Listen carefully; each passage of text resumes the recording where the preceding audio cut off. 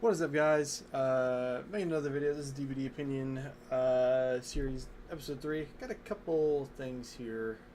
I think we're going to start with this one because this one's been really big and out there. Very prominent leaker, DeWeet, whatever, made this post. Said officially confirmed the next iteration of Cash Shuffle will be testing anti-slugging measures. Basically picking yourself up without needing a teammate. Might be some base kit tenacity in there too, but definitely base kit unbreakable. Now I don't even know if this is true because I could have swore I saw a screenshot of somebody who they took a screenshot of their personal account and they said when you lie on main and everyone believes you. I personally haven't been able to find that tweet again, but who knows. I'm really nervous about anti-slug because when you give survivors the ability to pick themselves up with nothing, that means that downs at pallets are fucked. You are fucked if you down a survivor at a pallet. Because when they go down that pallet, if you pick up, like, it makes this, it's a dilemma. Do you pick up and risk getting saved because you don't want them to fucking, pick themselves up? If you look around and wait too long, you pick them up, they could have power struggle. Or if somebody's nearby, then they get the save. But then if you leave the person on the ground and then you go for the person who's harassing the pickup, well, then they get to just get up for free, and the other two people get to stay on gens. You know what I mean? I don't know. It's very scary. I'm very nervous if they do actually implement something like this. I mean, they are going to implement anti-slug stuff. They already said they would. I think maybe if there's like 3 or more survivors on the ground, you can pick yourself up. I think that'd be fine. I don't see anything problem with that. I would not say 2, because 2 could still be, I downed this guy, person was lurking for the save, I downed them 2. I feel like 3 or more survivors on the ground, they can pick themselves up. I have no problem with that. Can't be 1 and it can't be 2. I'm nervous about this. I don't even know if this is true. I don't even know if it's gonna happen. I'm just a little bit nervous about this. I just don't really know. I would love to trust behavior on this, but I'm gonna be cautious, as cautious as I can be. I hope they do things the right way. So that's the first one. Second one is this. I saw this from Hens, and then I saw this reply, and okay, so Blood Favor is extremely unhealthy for the game. It needs to be changed ASAP. Hex, 0 interactivity, and Chase. Look, most Hex perks suck fucking cock, and they can be deleted 20 seconds into the game, and then you're just left without a perk slot. So I think because everyone loves to say, well, I mean, Hex are supposed to be boom or bust, they can do really good, but they can be taken away at any second. But then when we get a Hex that can do really good, but can get taken away in a second, suddenly it's an unhealthy thing. It's crazy how that works. I think Blood Favor is fine. I rarely ever fucking see it. I've never thought about bringing it because it's a fucking Hex. I mean, if you run it with Undying, sure, but at that point, that's half your fucking build dedicated to that. Dedicated to something that doesn't even block windows, it just blocks pallets. And I'm going to be honest with you, windows are better than pallets. I don't think that's a crazy thing to say either.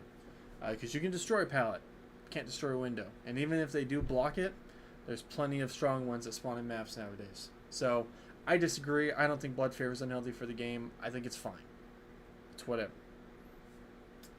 This person says this is just correct. Throw in Spirit Fury and Bamboozle in there too. Now this is wild to me. First off, Spirit Fury. I understand Spirit Fury and Enduring can be unfun to play against, but like things like that should never catch you out more than once. Like once you stun them, you see that they get stunned faster. If the killer is running Enduring, Spirit Fury should also be on your mind, right? Don't greed for fucking pallet stuns. Don't greed a fucking pallet stuns just so you don't get hit. Fucking take that hit and use that speed boost to get to another fucking loop, man. I don't see the problem with Spirit Fury and Bamboozle. If you think Bamboozle is unhealthy or overpowered, I think that is a genuine skill issue. I think you are actually just bad at the game. Here's the deal, right? There was another post I saw that someone said that Bamboozle was just the windows of opportunity for killer. Absolutely not. You couldn't be more wrong, and here's the reason why. Give a bad survivor player windows, and they're going to extend a chase simply from knowing where windows are and knowing where to pre-drop their pallets, right? You give a bad killer bamboozle, they're gonna fucking vault windows when it makes no sense, and any survivor that's not shit at this game is going to fucking hold WA and make distance and make that blocked window for 15 seconds not mean shit, or 12 seconds, whatever it is. So yeah, this is just, I actually just think this is super wrong. If the killer has enduring, you should guess Spirit Fury. So don't greed your pallets. Take hits to hold W to the next thing. And if your complaint there is, well, eventually I'll get downed. Like, yeah, that's the game. Eventually the killer gets the down. That's how the game works. And then Bamboozle, like I said, if you think Bamboozle is overpowered, it's a genuine skill issue. With how crazy maps spawn nowadays, how interconnected tiles are with other tiles and with structures, whether it be shack or the main structure of the map, Bamboozle is a necessary evil. You have to, like for me, on a lot of my killers, it takes up a perk slot because I've seen the windows face other windows, windows face pallets, windows face main structures that have pallets and windows inside of them. You need a way to cut that off so that survivors can't get to these resources as fast, so you have a chance to use your power, you have a chance to M1 them. It's a necessary evil. If they made map spawns more fair and changed how tiles spawn and how interconnected they are, then you could totally nerf Bamboozle. But right now, fuck no. Bamboozle is a necessary evil for most M1 killers and for some M2 killers. It could also be used strategically, right? Like you moonwalk at shack or whatever, then you vault the window, survivor take a bad route, they go around to the window side, or they fucking go around to the other side, you have a chance to use your power, you have a chance for an M1. There's smart ways to use Bamboozle. I just think this is absolutely incorrect. None of these perks are unhealthy for the game. Are they the funnest to play against?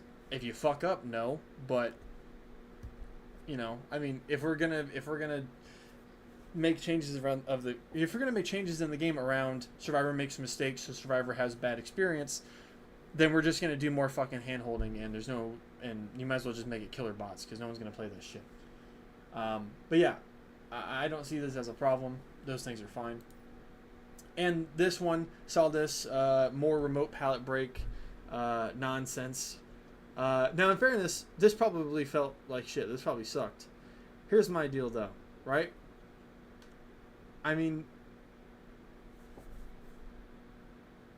people would see this and people would say, well, why doesn't the killer just try to play the pallet? You know, man, killers during the event never play the pallet.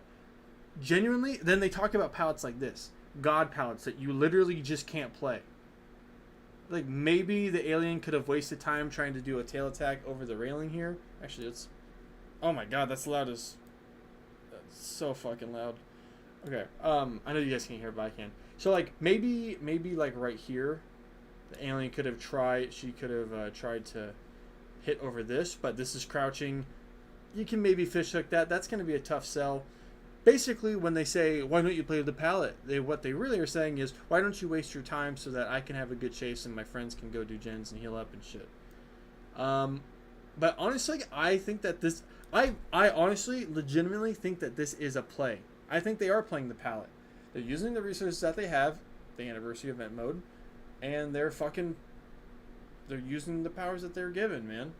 Does it feel bad? Sure. But, like... I kind of want to call this a pre-drop, even though I know the killer's decently close.